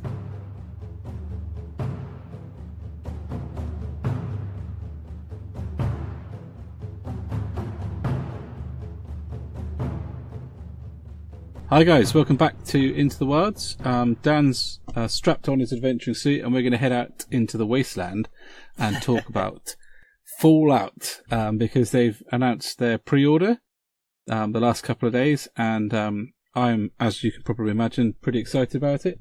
And it looks everything as awesome as I hoped it would be, Dan. I'm glad you like it, mate. I've been flicking through the miniatures today, and they do look fantastic. Anyway, even for someone that doesn't know a great deal about Fallout itself. I said to you before we started, the rad scorpions. Yes, yeah. They're amazing. Yeah. That would frighten the bejesus out of me, to be quite honest. Yeah, and in the game, they're the giant rad scorpion is terrifying when you're first starting out. It just do you so easily. But yeah, I'm really, really impressed with the range of what they've released. I'm really impressed with the fact that there's stuff in there that I hadn't seen before, so they've kept some things to themselves. Perhaps other people have seen them. And I wouldn't mind talking. Look at that cool car as well, Corvette sedan. That's brilliant. They're all nuclear powered. Nuclear powered cars? Yeah. A lot of them are nuclear powered. Yeah. So let's talk about the starters kit. There's 2 starters kits. They've released, and it's difficult to know what to make of this really, because it's using a medium that I'm not sure I know very well. So one of them's £60. It's the Wasteland Warfare 2-player starters kit. And in that box set, you get a really nice range of models. So some models that I'm really glad they put in, including the guy in power armor, because I think power armor is so fundamental to the Fallout universe. To not have it in there would be a bit daft. There's a bunch of super mutants in there. There's a Deathclaw in there, which is fabulous. There's a couple of survivor models, and a dog, and a few other things. That is made out of what they describe as hardened PVC. So if anyone knows what hardened PVC models are like, then I'd really like to hear about that. I might be being completely stupid, and the grey plastic that we all know and love might be hardened PVC. in which case I'm going to sound like a complete fool. But I would love to know what that is about. The other box set is in resin, £69, so £10 more expensive, and you don't get the Deathclaw. So I really would like to see an example of the resin versus the PVC plastic, because that could be... The Deathclaw is a significant model, I think. They are the ultimate kind of wasteland gribbly that can very easily just tear you to pieces. So I think it's cool to have that in the box set, and without it, maybe missing something. So if the PVC is any good, I think I'd probably go for that one, Dan. Yeah. Well, yeah. I suppose the difficulty is that the miniatures shown presumably are the ones that they've created on the computer. They're the digital aren't they? sculpts. They're the digital sculpts. So you can't judge it, really. No. To be honest... Is the grey I'd plastic be hard in PVC? See, I think it is, but I'm very conscious that lots of people will be listening until I'm certain. That's just a funny way to say it, though, isn't it?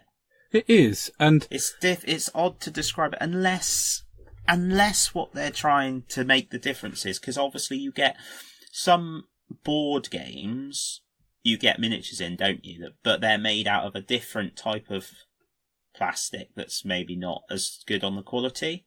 Yeah. And maybe they're trying to say, no, it's not that. Or yes, it is. I don't know. I don't know until you see some actual examples. Yeah, I mean, it's difficult, isn't it? Because I'm not sure we're going to see any examples until the games come out, or closer to when the games come out. But yeah, there's some other cool stuff in there.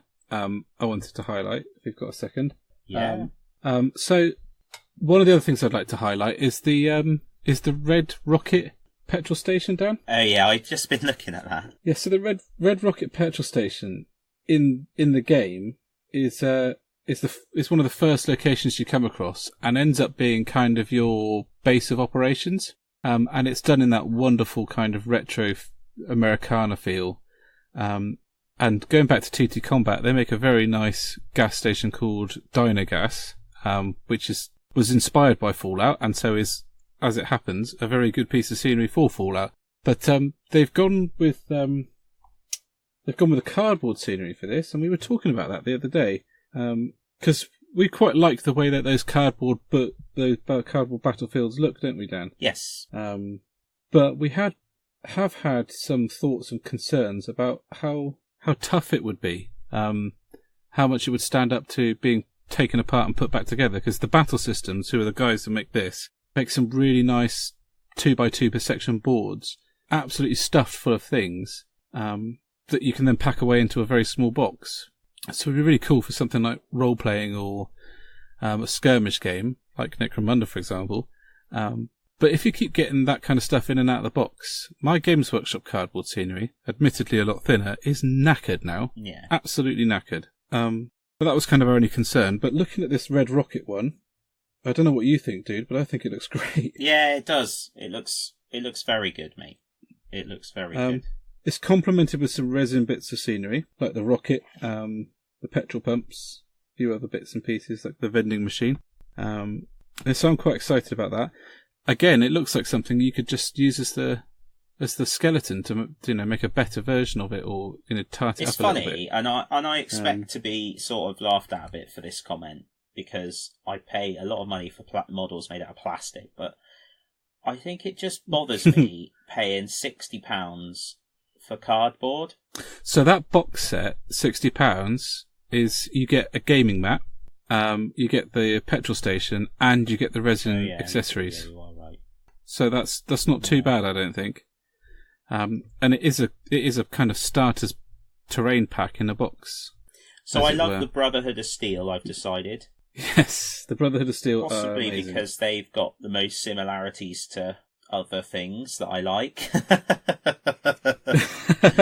Yeah, they're so the Brotherhood of Steel are the last remnants of a small section of the US military, and they've made it their objective to secure all advanced technologies and to try and make sure it stays out of the wrong people's hands, and to make sure that it's preserved for future human use. they have a very different feel every time you come across them. So in Fallout 3, they're very much about they're saving all this technology for the good of mankind, whereas in Fallout 4, they're very, very, very ideological, and they have no time for other people having any of the technology, any other people at all, because they don't trust anybody.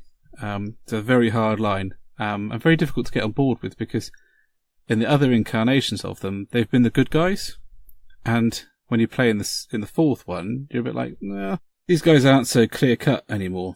And that's one of the things I loved about Fallout, is that the characters are always grey, I found, in Fallout 4. So there's not a clear black and white. There's no good and bad. Even bad guys, you can understand what their motivations were. And some of the good guys, some of the things they do, you're like, really? You did that? Really? And I hope that transfers across into the miniatures game. Because that would be really cool. But the Brotherhood of Steel have got some ace models. I've lost kind of count of how many of the how many different versions of the guys in power armor they've got. The robots are quite interesting. Yes, so robots are a big thing in Fallout. They work everything from a butler to the military robots, so they're quite cool. And they have a really unique kind of. So do the robots have their own faction as well? Because I can see here there's a Brotherhood of Steel, and he's got like a little robot follower. Yeah, he does. Yeah, so those kind of probe things are kind of just followers, like information drones or scanning units. They don't have their own faction, the robots. They're just kind of things that exist kicking around that are still working after the apocalypse. But, of course, some robots are patched up and used by different groups, like the Raiders, which I have noticed there isn't a Raiders pack, actually, now I've said that, which is bit of a shame. Radioactive containers here, and one of them, and it comes with like a little spillage, which is being eaten by a rad roach. Ha! Yeah. So, no, I don't think there is. There's no Raiders yet, so that'll be something for the future. So, interestingly, because obviously now we've got bunch of guys, hello to you all, over in the States. So, this site is all in £sterling. So, is this release... Oh, no, you can change it up the top. Yeah, okay, I see. Yeah. Yeah, you can go to... yeah. Because obviously Fallout's a massive thing, isn't it? All over the place. Yeah. Yeah, it is. Cool. Yeah. One of the most popular computer game franchises there is, I think. Oh my goodness. To say. This company, Modiphius, do loads of stuff. Yeah, they do a Star Trek game too. Really cool. Yes, I've noticed. And Thunderbirds. Do they do Thunderbirds? Yeah. Oh, Thunderbirds board the game. little Bloodclaw's going to love that. And there's a Tracy Island expansion. Shush. Oh! What have you found? No, you carry on, because we're doing Fallout, but I'm getting excited. They do like little miniatures that can go in the Thunderbirds game. Ooh. I'm distracted a bit now, but that's cool. So one final thing that I really liked was they've done a set of the bottle caps. Yes. So for Nuka-Cola. In Fallout, the bottle caps are the currency. So the fact that you can buy for £12 a pack of bottle caps is absolutely brilliant. Ha. And that's just going to be ace. That's the sort of things that is really going to excite Fallout players, Fallout fans. Oh my goodness me. Wait a minute. Should we just do a whole segment on Modiphius? Oh my goodness, dude. I can buy a set that is, oh wow, the next generation crew. They've got Data, Picard, Worf. They've done a hell of a job at making them look like who they are. Riker, Troy, Dr. Crusher's in there, Tasha Yar. Oh, and Geordie LaForge. Mate, this is amazing. This is amazing. And there's a Romulan strike team. Oh, and the original bridge crew. Oh, look at the Klingons. Oh my goodness. They look amazing. Oh, is that Gowron? Oh my... Oh! They're awesome! Yeah. So, looking at the Star Trek ones is what's got me really hopeful about how the Fallout models are going to be. Yeah. Because they are fab. Oh my days, man! There's a Star Trek Adventures Borg Cube Collector's Edition. Oh, and it's like a cube, and then you open it and it's got all the books in. It's only £400. Oh my goodness me. Well, that's gone a little bit off topic. No, it hasn't. It's great. But that's a role-playing game. Oh my goodness. There's not enough time. What have you done, Ben? How dare you? Sorry, mate. Oh no. The Fallout, to drag you back, the Fallout pre-release, if you spend over £120 in the pre-order, you get one of the first special event miniatures, Nuka-Cola Girl. So if you're interested in that, and they do other pre-order rewards too, I'm hoping to get the set for Christmas. Are you? Because, yeah. Have you been dropping hints? Hints? Clear instructions written on a piece of paper. Hints don't work. They just don't work, do they? You just end up with all sorts of stuff. So, yes, that's unfortunately come at a very similar time to Necromunda, so... I know. But anyway. Mind you, thing is, right, I know it might not fit, but as in respect of having an engaging game, using the Fallout scenery in Necromunda wouldn't be a million miles away from interesting, would it? No. No, it wouldn't. And there's a lot that you could cross over very, very easily. There's the odd one or two things that you couldn't. I think the Red Rocket petrol station might look a little weird in Necromunda. Yes. But there is certainly a lot of the kind of Fallout rubbly kind of stuff you could use. Yeah, definitely. And yeah, there's going to be a lot of crossover, I think. Oh, sweet goodness me. What have you found out? Have you seen the character sheet for this Star Trek adventure game? No. It looks like the flipping control console from one of the Enterprise D. It's so good. Oh my goodness. So we've led Dan into the worlds. He's gone insane and just walked off into the distance. Mate, I don't know what to say. Oh my days. Well. So I think it's fair to say we're both pretty excited about something to do with Modiphius, whether or not it's Fallout or Star Trek. Definitely worth going and having a look, guys. Absolutely. Oh my goodness. Right, well, I think we better end it there. On that bombshell. So really important, guys. As we've said, we are trying to get involved on Twitter, putting stuff out there for you guys to see. Also Instagram, also obviously Facebook. Next episode 10, we find out who's won a Start Collecting box set, and we do expect to see pictures. Massive thank you from me and Ben, really, for all the support. We love doing it. We hope you love listening. Ben, anything left to add, mate? No, just if you find us at the 2P's podcast on Twitter and Instagram, as it happens, and if you have any questions or anything you'd like to throw back at us, like correcting us as to what plastic is Games Workshop use, that kind of stuff, give us a shout, have a chat. We'd love to hear from you. Ace, well, there's one thing left for me to say. Beam me up, Scotty.